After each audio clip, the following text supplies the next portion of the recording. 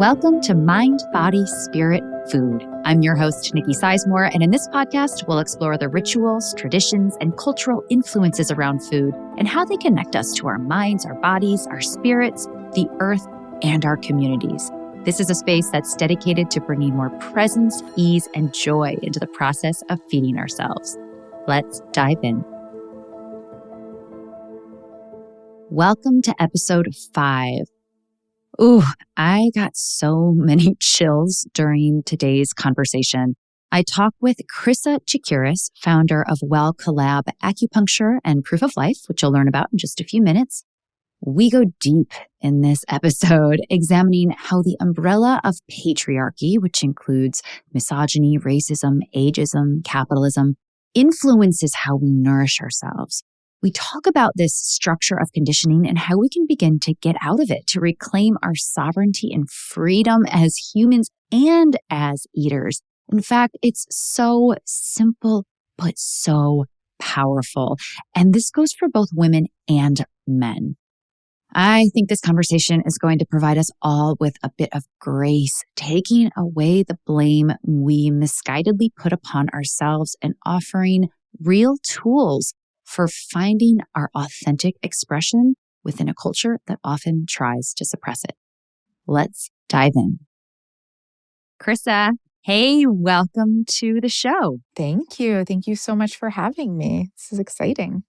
It's so exciting. Chryssa and I met, how many years ago do you think we met? I think it was 2015 or 2016. And obviously our interests are aligned. And I love that our paths have continued along the same direction, that we've kept in touch, even though we've only met each other in person one time, which is amazing. It's so interesting because of social media, it's so easy to do that, which is amazing. Yes. And also we own our own businesses and we subscribe to each other's things. And therefore you get to see each other. And like you said, our interests align. And so we've always, just kind of kept in touch, which I think is so cool. It is. That is definitely the benefit of social media right there. Right. There's so many things I hate about social media right now. But the one benefit. The one. All right. So we're going to kick things off with a question that I ask all of my guests. And that is, what is your cultural upbringing and how has that influenced your relationship to food? So I am Greek American and I was raised very traditionally Greek American. So you can think my big fat Greek wedding. Okay. And it's, not exactly that, but any Greek American who was raised within the Greek community is going to resonate with that movie. And so a lot of people have seen it. And so I often give that as kind of a jumping off point. My parents were not that first generation. My dad was first generation, but speaks English fluently and without an accent and all of that. But very much having your foot in two worlds. And so I definitely went to school with spanakopita in my lunch and being like, oh God, I'm the weird kid and this is going to smell. And, I also was very much American. So in the way that I grew up, I can tell a funny story that kind of illuminates the way that I felt with it. I think I was about 9 and we had to make brownies for Girl Scouts or something. And so I'm doing it. I've been in the kitchen with both my parents and I've cooked before and I got this. I know how to put water and oil and eggs together. I'm 9, I got this figured out. And so I do all of that and we get it in the oven and they come out and my mom and my sister excitedly are sitting there to try them. And they just my sister just spits it out. My mom's face just crumbles into laughter. And I am just heartbroken. I have no idea what's going on, right? And so I'm telling them what I did. I'm I put in the oil and the eggs and the water and I got all of this. Yes. And I think it was my mom through kind of really trying to hold her face together. And she's like, what kind of oil did you use? And I was like, oil, the only kind of oil that there is. Because to me, the only type of oil that there was not just olive oil, but extra virgin olive oil. And so this is still family lore. And my sister still sends me recipes for any kind of dessert that has olive oil in it. and is like, hey, have you made this? It's so funny because to me that sounds so delicious, but I can understand if it was like a bitter olive oil or a pungent olive oil, how that would not quite marry Yeah, well. I'm sure, because like to this day, I really only like olive oil that's like spicy and bitter and has like, the funk in the bottom. And so I'm assuming I am that way because that's what I had in my childhood. Sure. And so I think that's what I made the brownies with. I love that. Okay, so you grew up kind of straddling two worlds in a way. Why don't you briefly describe what it is you do and kind of, how you got there? So I'm an acupuncturist. And how I got here, I don't know when acupuncture came into my world because that's not the world that I ever straddled, right? Like I had my foot in two different cultures. Obviously, Chinese culture was not one of them. So my sister is a veterinarian and she started taking acupuncture courses for animals. And she actually now is completely holistic and has her own holistic practice and no longer practices conventional veterinary medicine. It was somewhere along those lines. She also was getting acupuncture. She recommended that I get it. I honestly don't remember when it became familiar enough to me that saying yes to needles in my body felt like an okay thing to do, right? Because being Western minded, that's just not the way that we think about things. And it was a time in my life that I call my country music song time, where like I was going through a breakup and my grandmother died and my dog got really sick. And like it was like all of these things that kind of like happened in succession. And I started getting acupuncture for this very physical thing. And I felt better. Like not only did my physical thing clear up, but my emotional worldview that I very much had had my whole life, but felt very poignant at that point in time, just kind of cleared. And it was like the fog lifted.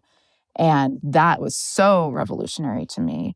So much so that I was in school for psychology and I really wanted to become a psychologist. And I just kind of pivoted and I went to acupuncture school instead.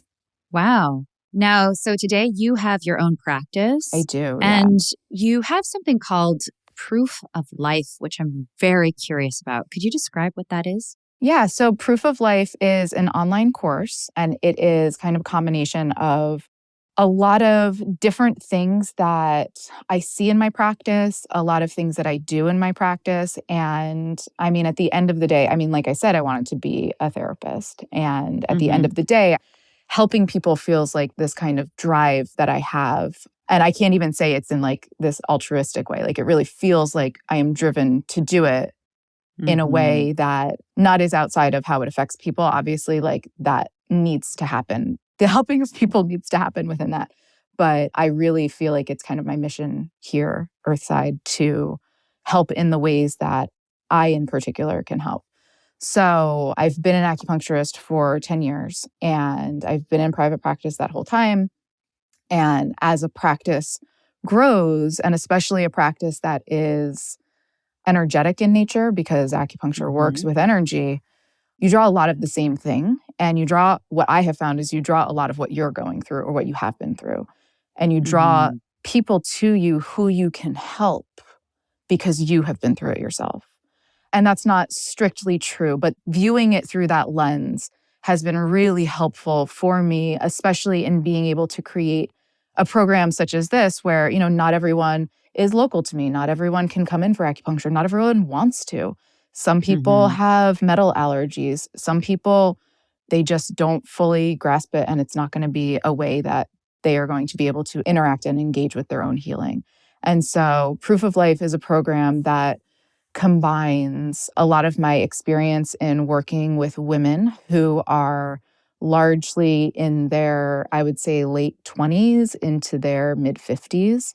It's this large chunk of your life where you are in a career, you are starting a family and you're raising a family, you are interacting with the world in a way that first, when you're younger, is very driven by how you can move through the world as a young woman. And you move into motherhood. And it's not this way for everyone. I work with women who are not mothers. I work with women who do not have careers. So I use kind of the working mom model, but it really fits for anyone, where you begin to change and you begin to see that the way that you're putting out energy is not sustainable. And the way that you are interacting with the world feels a little, you're kind of like, hold on, something's wrong here. There's something amiss. I have been sold a story that if I do X, Y, and Z, then I can have it all, right? There's that idea that women can have it all. And it's a myth. It's a fallacy. Women can't have it all because no human is meant to do all of that. But it's kind of this like patriarchal myth that women are sold. And then the burden of that lands on you. So Proof of Life is a lot of feminist education and feminist re-education about the ways that we move through our lives and the lens through which we can look at things in a way that helps us to slightly shift our perspective out of patriarchy and back into our bodies. Because again, I'm an acupuncturist and I work with bodies. And a lot of the work that I do and a lot of the way that acupuncture is very healing is through embodiment and being back in your body and getting out of your head. And that's a struggle for me. I was diagnosed with ADHD 2 years ago, and it made so much of my life and my world make so much sense. And it kind of clarified and really distilled down to me that like actually being able to have a daily practice of embodiment is so important. And it's not just women with ADHD. It definitely is for women with ADHD, especially if you have a career, especially if you have your own business, especially if you have kids and a family. It's really important to have that practice for yourself. But for anyone, it is so important to kind of come back from being out in the energetic pollution of the world that we live in and just kind of peel some of those layers off. It's like the deepest layer of connection. It's so interesting as you say that. I had a guest on, my first guest, Samantha Fulton, who's a physical therapist, and she too was diagnosed as an adult with ADHD. Oh, interesting. And in the podcast, we talk about the nervous system and how the nervous system really influences how we digest information as well as digest physically, how we metabolize things. Yes, absolutely. But it really is about, first of all, like being aware that we all have I guess that we're all normal. Right. And then those physical practices of embodiment and how much that has changed her and changed me, but also it sounds like for you as well. Yeah, I think that embodiment is something that, because I do view it through this kind of anti-patriarchy lens, I think embodiment is kind of the antithesis of patriarchy. And I always say that if you're not in your body, then patriarchy will be. And it's something that you can see that across the board. You can see that in the work that you do with food. You can see that in physical work. You can see it in your job, in your parenting.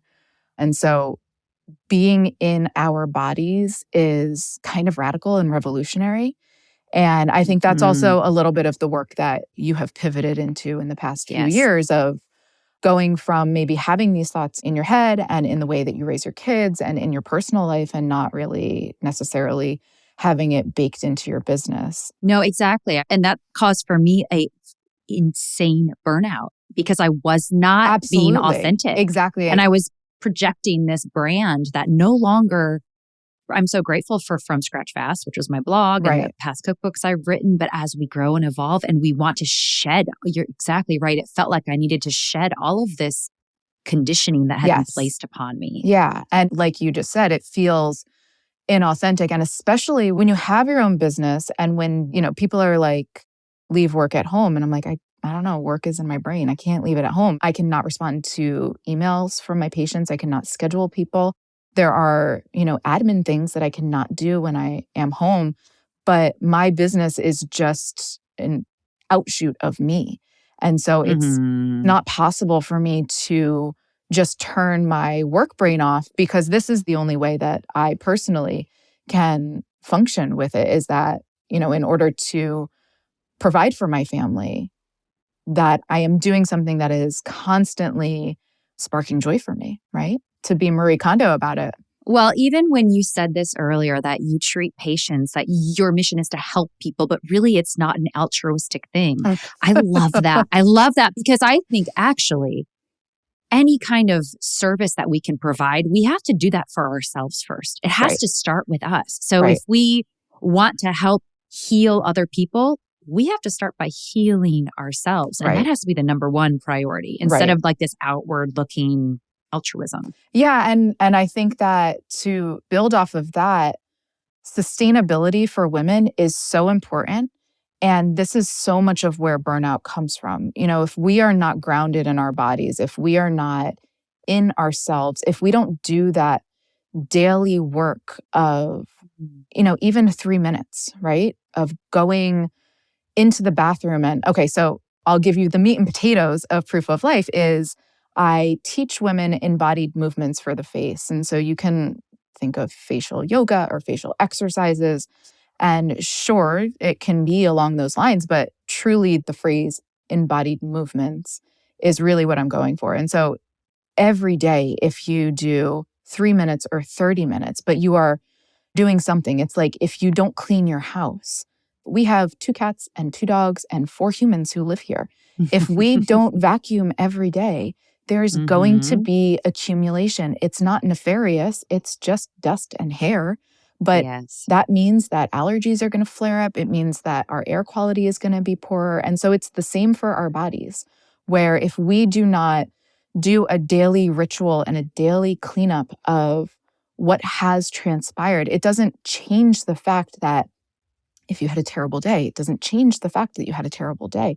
But removing some of that residue and working with it in an embodied way and being able to change some of that energetic footprint then means that you can wake up the next day. And, you know, it is different coming downstairs to pillows put back in their spots and, you know, the pillow fort and all of the blankets being put away versus there being, in my case, dinosaurs everywhere and, you know, things that 4-year-olds have all over the place. So, you know, if we don't do that daily, and it's not this tidying to be perfect, because that is another point that I have that I'm really strong about, that there is no such thing as perfect. And perfect is dead. If something is perfect, then it is not embodied. It is not enlivened. Yeah. And women are trained to strive for perfection.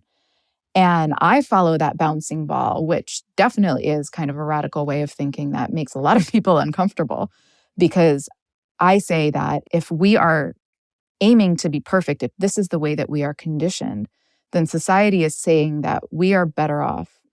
We are more valuable dead than alive. We are more valuable unexpressed. So not showing any proof of life on our face, right? This is why the course is called Proof of Life.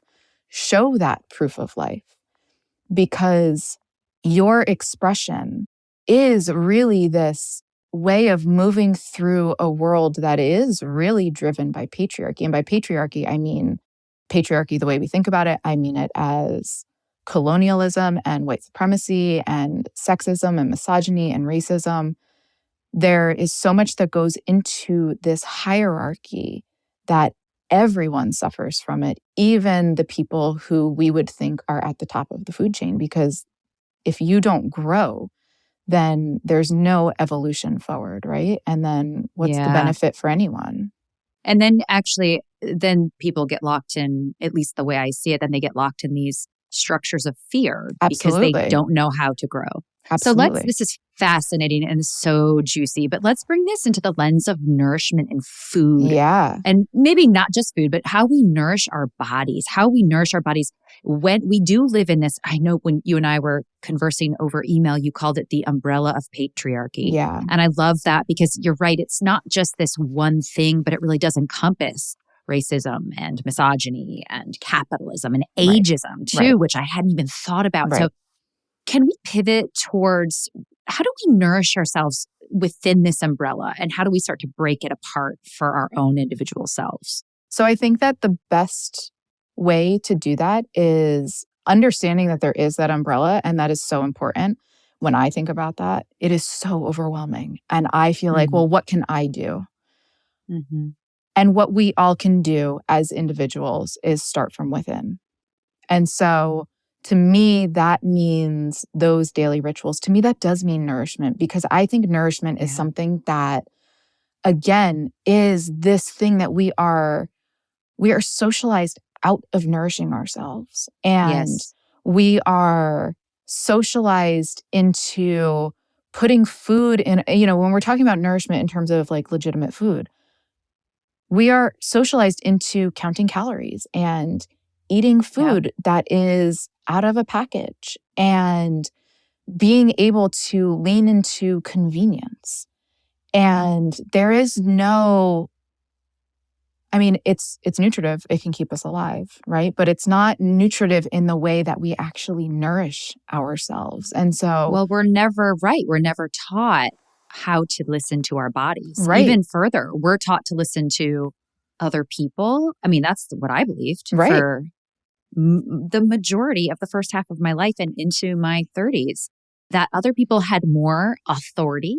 Right. When it came to when and what I should be putting in my body. Because what did I know? And like you mentioned earlier, it's fear-based, right? And so you learn these things, you take it as fact. And if you don't follow along, then there's some part of you that knows that your social value is going to fall. If you don't fit into X, Y, and Z, and especially if you can easily fit into that, then it gets you to a place where it's like, well, I have to listen to this because this is how I exist in the world. Yeah, you're identified with it. You're identified with it, right? And so it's that if you're not in your body, patriarchy will be. And so learning and relearning, right? Teaching our children and reteaching ourselves that the most important thing is to be in your body first and foremost. When you're in your body, then you can intuitively eat. You can intuitively nourish yourself. You can listen to what your body is telling you to do. And that oftentimes for women is not going to be what society and patriarchy is saying you should be doing. And then you come to this point where there's this tension. And I think a lot of girls and women live with this tension throughout their lifespan, right? Some people always do. Some people get to a point where it sounds like both you and I have gotten to where it's like, no more of this. I cannot do this. I have to look at this straight in the face. I have to shine light on it. And part of that for me also is that if it is not constantly in my worldview, I understand I'm just going to get sucked right back into it because we're in it anyway.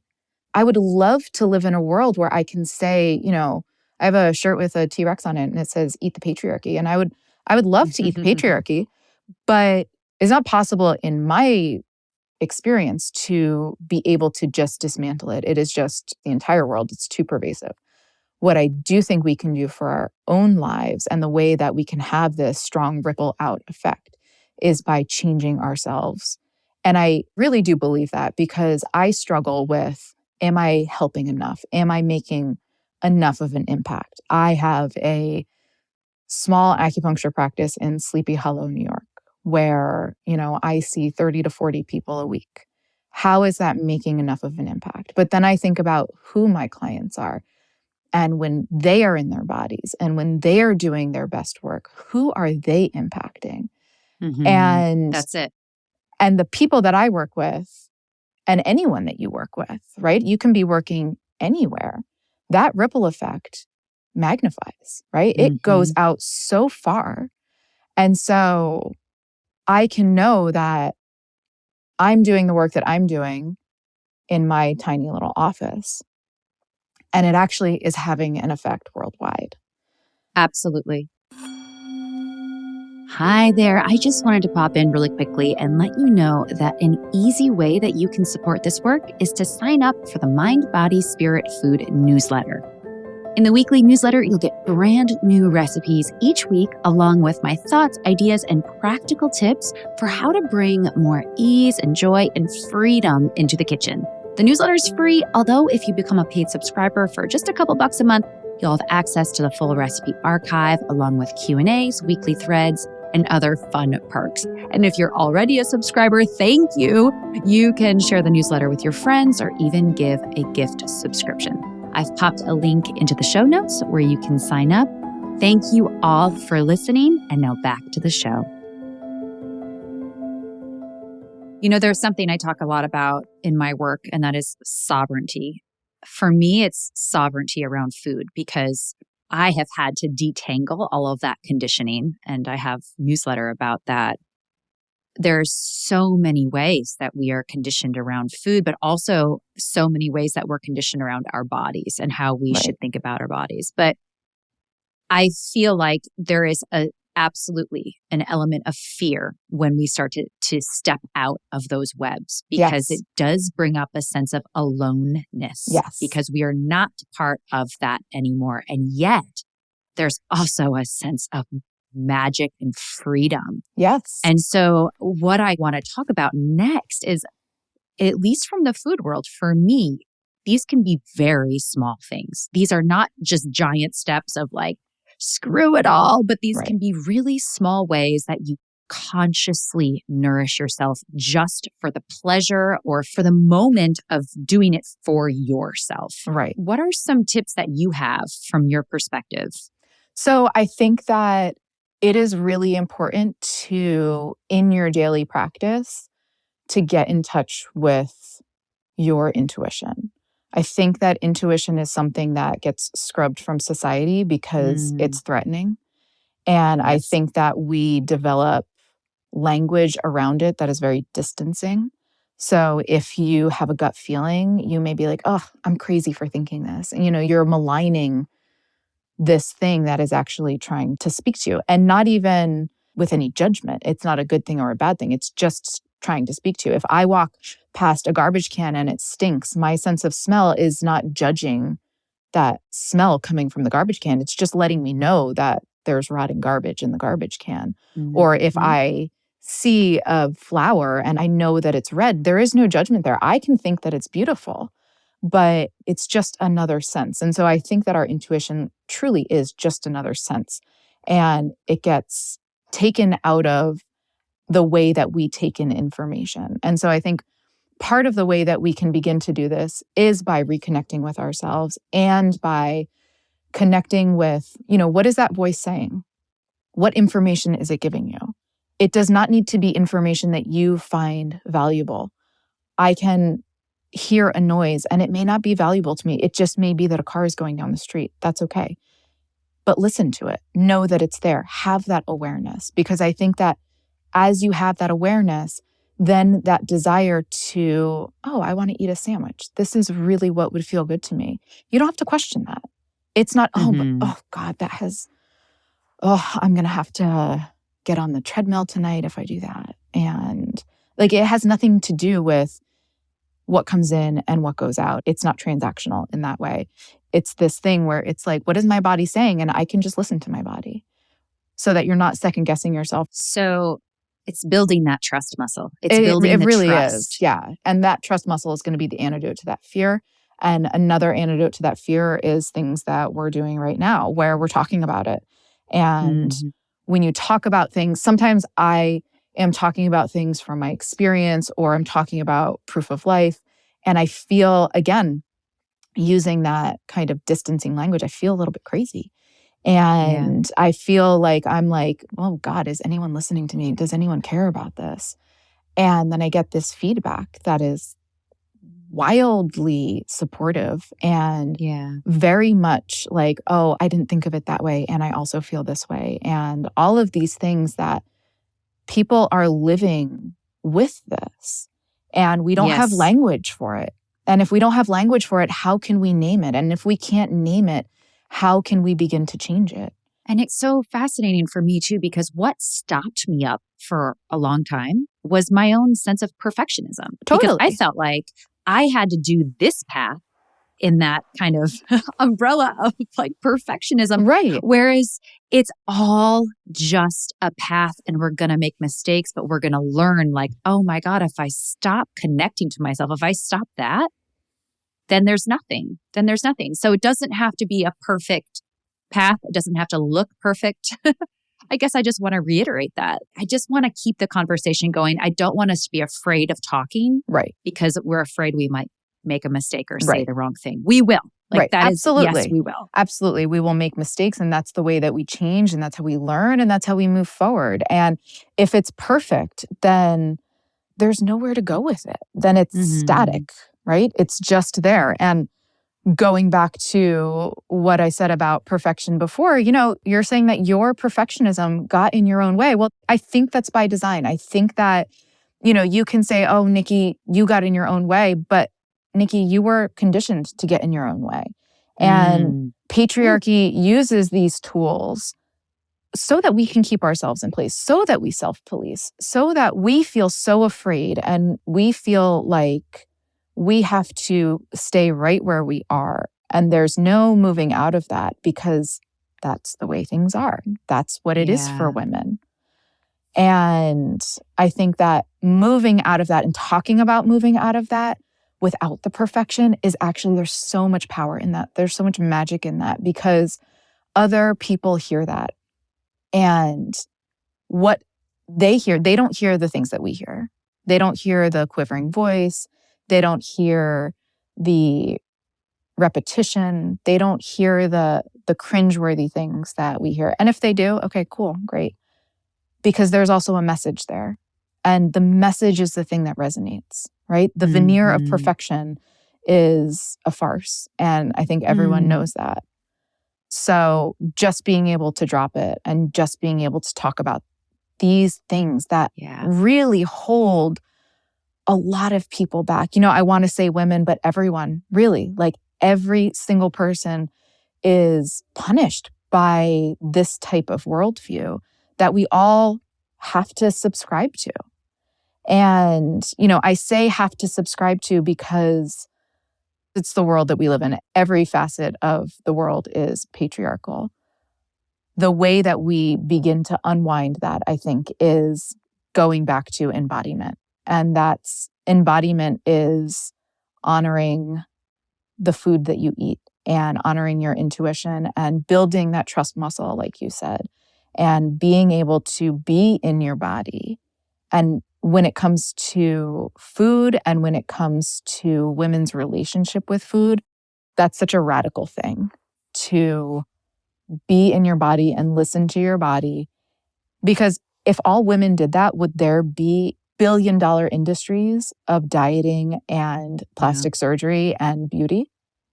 So much, billions of dollars that go into these industries. And the way that those industries are fed is because very reliably women are going to buy things. Yes. When are we good enough? When are we good enough? When have we met? When have we followed all the rules and done all the things? That goes back so subconsciously. Oh, absolutely. And then you get to subconsciously. You get to a point where you do all of that. It's like you won. You get 100%. Now what?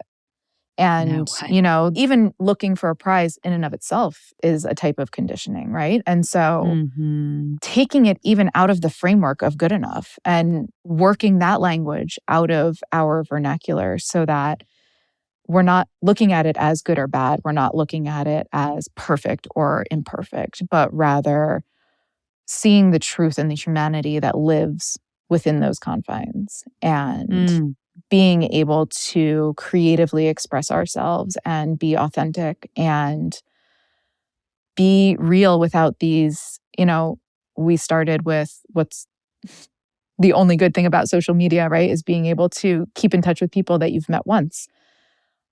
Social media right now is warping the way that small humans are understanding what it means to be human. And not just small humans, right? Adults as well, everyone.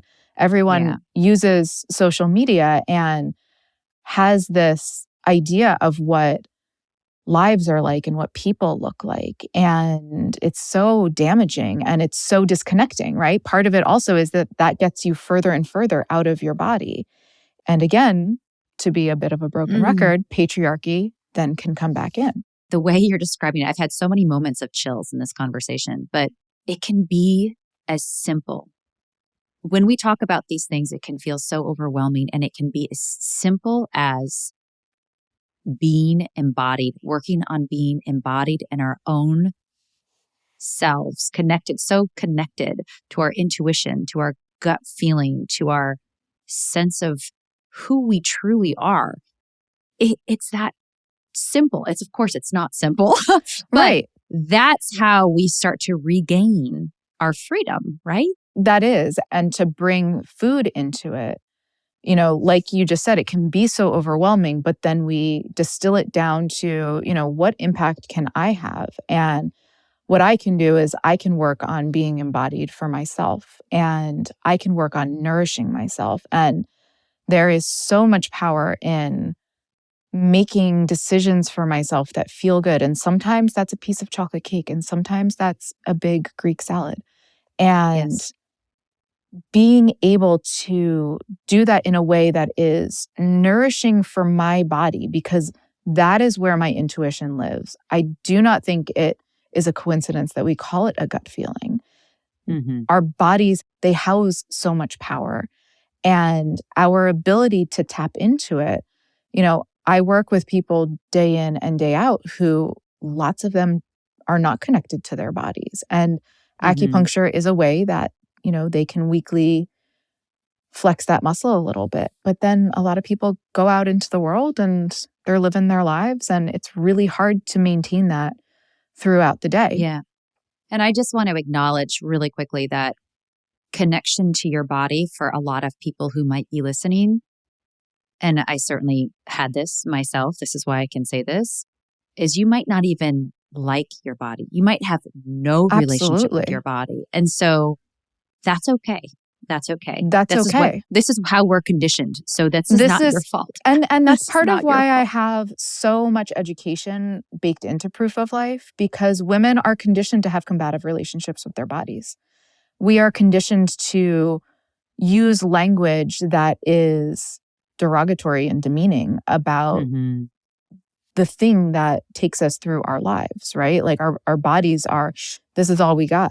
And we are made to feel as though making that thing perfect for largely the male gaze is more important than being comfortable in our own skin.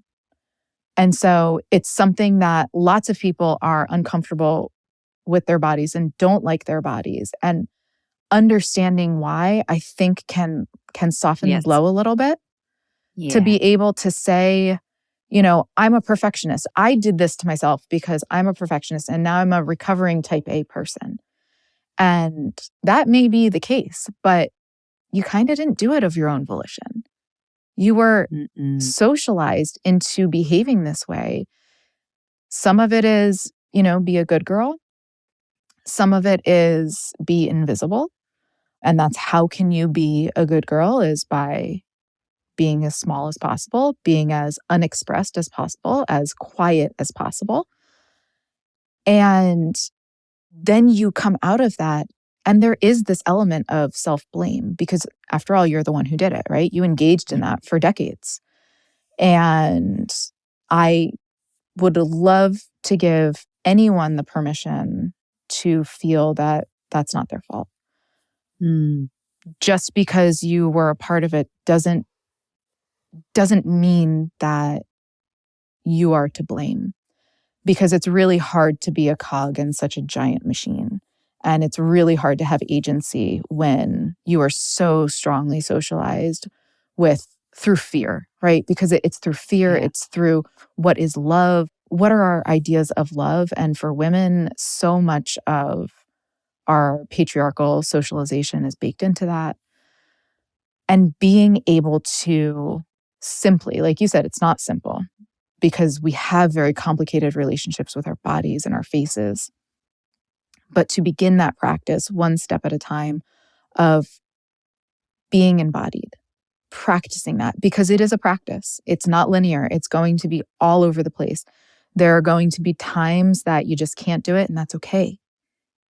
But the point is that you practice, and you get better, and you get better, and you get better, and you get to a point where suddenly you realize that your worldview has shifted a tiny bit, but even, 1 degree of shifting, and that trajectory is wildly different. Yes. Oh, thank you. I also want to mention that for all of the men listening, you guys feel this way too. The patriarchy affects you in the same way that affects women. So Absolutely. Don't feel like you're not part of the same level of conditioning. you can feel all of the same things. And so it's about us all unraveling that for ourselves. And I often don't talk about men because I don't feel like that's my experience. Well, not that I don't feel that way. It's not my experience. And so speaking from my own experiences is where I have my power. But men are harmed. Everyone is harmed.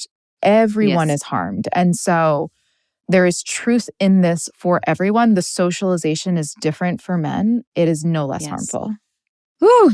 I could talk to you for days, but we're going to start to wrap things up. And this is a question I do ask all my guests too, and it has just nothing to do with anything we've talked about, but it is pure fun. It's your last meal on earth. What would it be? Oh, God. I mean, so when I was pregnant, all I wanted was Greek food. It was just like, go back to my roots. All of my pregnancy cravings, I had music cravings in my pregnancy. And they were so sensory. I had so many sensory cravings. And I realized that they were cravings because they were so particular. I was having food cravings too. And I was like, whoa, this is all kind of the same. And so I think that where I go back to when I am kind of going back to my roots and what feels really good to me is just like, if I had a last meal, it would be all of my favorite Greek foods, I think, which is... What are they?